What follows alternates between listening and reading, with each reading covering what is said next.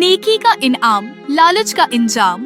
क्या कभी आपने सुना है कि एक चुकी हो जो मांगो वो दे दे, सोना चांदी खाने पीने की चीजें सब कुछ। लेकिन अगर आपने उसे रोकना न सीखा तो वो आपको तबाह भी कर सकती है। आज की कहानी है दो भाइयों की, एक नेक और दूसरा लालची, और एक जादुई चुकी की जिसने एक की दुनिया संवारी और दूसरे को बर्बाद कर दिया। एक सरसब्ज पहाड़ी गांव में दो भाई रहते थे, वक्रम और राघो। वक्रम बड़ा भाई था, बहुत अमीर मगर बेरहम और खुदगर्ज। राघो छोटा भाई था, नेक दिल और मेहनती मगर बहुत गरीब।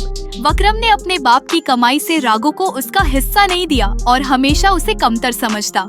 खुशियाँ, बच्चे खेल रहे हैं, वक्रम के महल जैसे घर में मेहमान आ रहे हैं और लजीज पकवानों की खुशबू फजा में फैली है।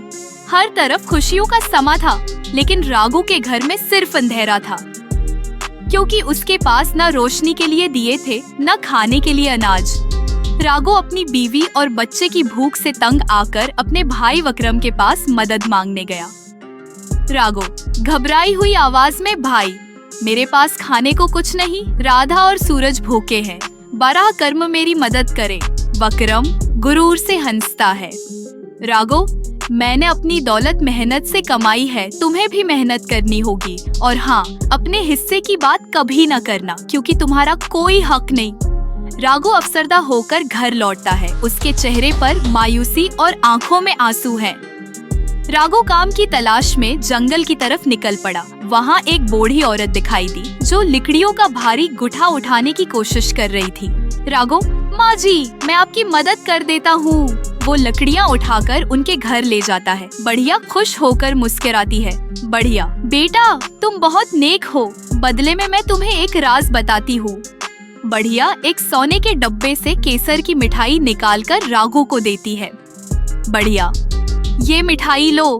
कुछ दूर 4 गुने के दरख्त हैं, उनके पीछे एक गुफा है जहाँ 3 बोने रहते हैं। उन्हें ये मिठाई देना और बदले में जादुई चुकी मांग लेना। राघो जंगल में चलता है, गुफा के करीब पहुँचता है। अंधेरा प्रासरार माहौल। गुफा में 3 बोने रहते थे जो जैसे ही केसर की मिठाई देखते हैं खुश हो जाते हैं। बोने, हमें ये मिठाई बहुत पसंद है, तुम बदले में क्या चाहते हो? राघो, मुझे वो जादुई चुकी दे दो। बोने चुकी राघो को देते हैं और राज बताते हैं, ये कोई आम चुकी नहीं, उससे जो चाहो निकलेगा, मगर रखने के लिए सर्क कपड़ा डालना जरूरी है। राघो घर वापस आता है, बीवी और बच्चा बेचैनी से उसका इंतजार कर रहे हैं।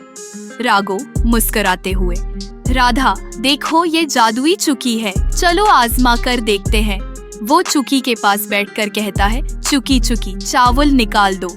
चुकी घूमती है और चावल निकलने लगते हैं। फिर वो दाल, आटा, घी सब कुछ मांग लेता है। घर में खुशहाली आ जाती है। राघो बाजार में अनाज बेचकर अमीरों की तरह जिंदगी गुजारने लगता है। उसने एक बड़ा घर बना लिया और अपने गांव के गरीबों की मदद भी करने लगा। किराम, ये चुकी तो मेरे काम की चीज है, मुझे भी अमीर बनना है। चुकी के सामने बैठकर कहता है, चुकी चुकी नमक निकाल दो। चुकी नमक निकालना शुरू कर देती है और कश्ती में नमक ही नमक भर जाता है। वक्रम घबराकर, रख जाओ बस करो, मगर उसे चुकी रोकने का तरीका मालूम नहीं था। चुकी नमक निकालती गई और आखिरकार कश्ती भारी होकर पानी में डूब गई। वक्रम और उसका खानदान समंदर में गर्क हो गए। जो दूसरों का हक मारता है उसका इंजाम बरा होता है।